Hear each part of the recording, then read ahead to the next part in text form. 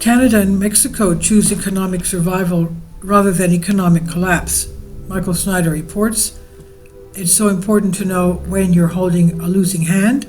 Canadian Prime Minister Justin Trudeau initially insisted that he would never back down, but Donald Trump had most of the leverage in this situation. Canada's economy is very heavily dependent on foreign trade, and the US is Canada's #1 trading partner. If Trudeau ultimately decided to dig in for a fight, Canada's economy would have collapsed. Thankfully, he's agreed to negotiate a deal with Trump. To the south, we must give Mexican President Claudia Sheinbaum a lot of credit for realizing that she simply was not going to win this particular battle, so she has agreed to send 10,000 Mexican troops to help secure the border, and Trump has agreed to pause the tariffs on Mexico for a month as negotiations continue.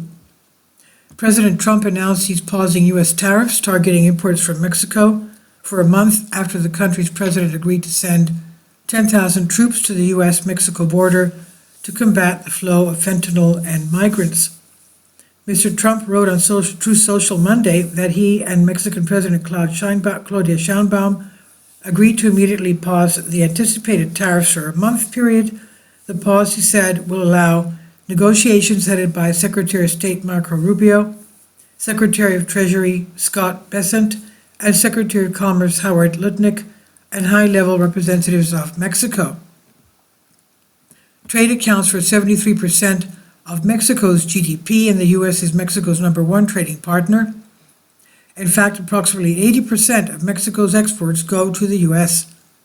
Without the United States, Mexico basically does not have an economy, and so Sheinbaum correctly recognized that she was forced to make a deal.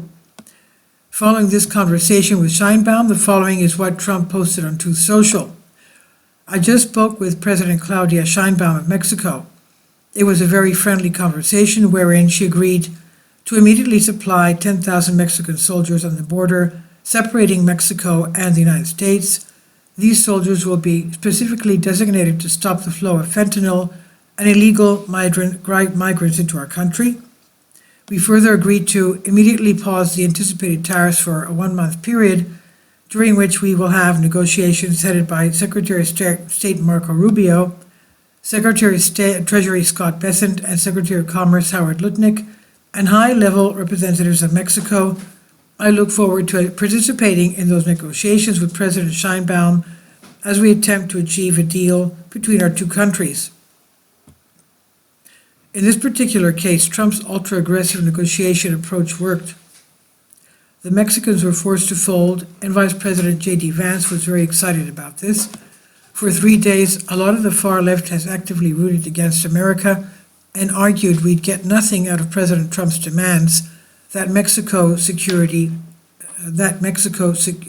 its country. So, well, how do you like them apples? Just like Mexico, the Canadian economy is also highly dependent on trade with the United States. In fact, over 3/4 of Canada's total exports go to our country. In 2023, Canada exported close to 550 billion Canadian dollars worth of goods and services to the U.S., or more than 3/4 of its total exports. Energy accounted for 30%, and manufacturing contributed around 15% to exports south of the border. Exports to the U.S. accounts for roughly 17.8% of Canadian gross domestic product, and more than 2.4 million jobs in Canada. At first, Trudeau was pledging that he would match Trump's tariffs with high tariffs of his own. Canada will retaliate against President Donald Trump's new tariffs with 25% levies on a raft of U.S. imports, Prime Minister Justin Trudeau said on Saturday, warning Americans that Trump's actions would have real consequences for them.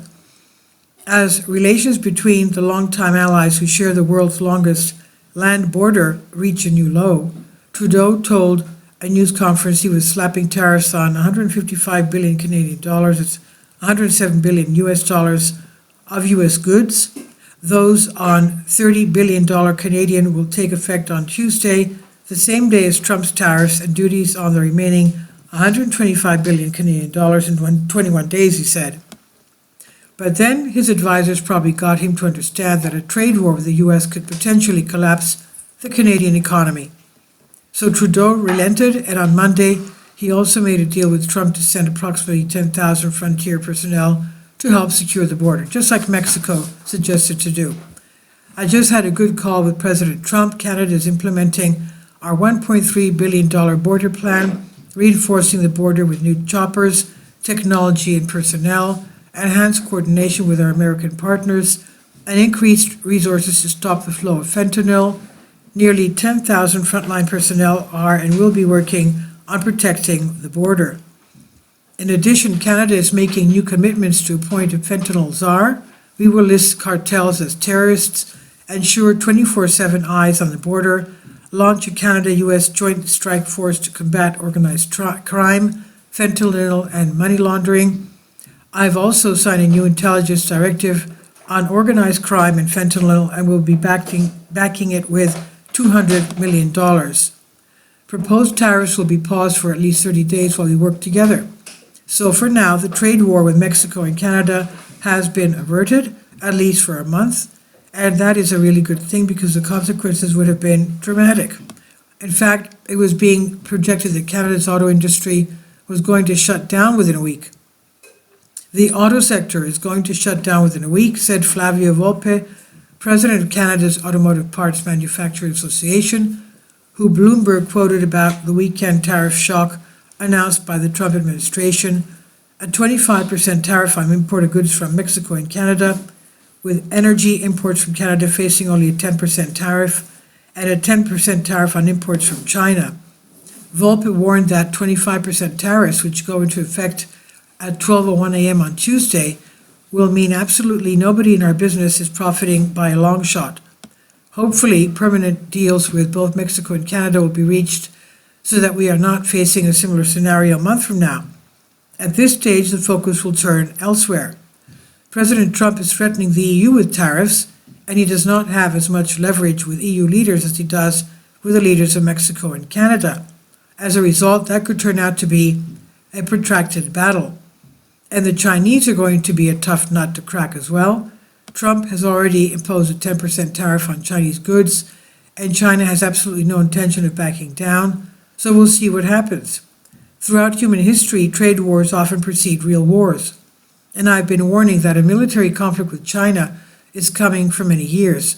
Trump's ultra-aggressive approach got Mexico and Canada to back down very rapidly, and I'm sure that we will see Trump use a similar approach with other nations.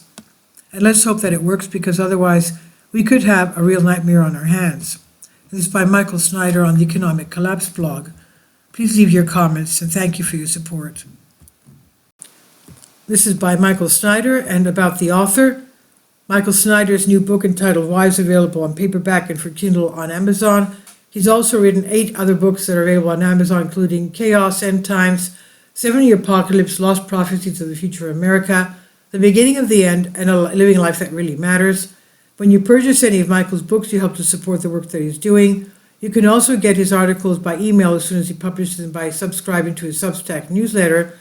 Michael has published thousands of articles on the Economic Collapse blog, End of the American Dream, and the Most Important News, and he's always freely and happily allowed others to republish those articles on their own websites. These are such troubled times and people need hope. John 3:16 tells us about the hope that God has given us through Jesus Christ. For God so loved the world that he gave his only begotten Son, that whosoever believeth in him should not perish but have everlasting life. If you have not already done so, we strongly urge you to invite Jesus Christ to be your Lord and Savior today. Please support my Patreon account. The daily posts are 5 videos daily, and they are totally different from what I have on my YouTube channel. Thank you so much for your support, and that you find all my content so interesting. You'll find the Patreon account details in the description box below.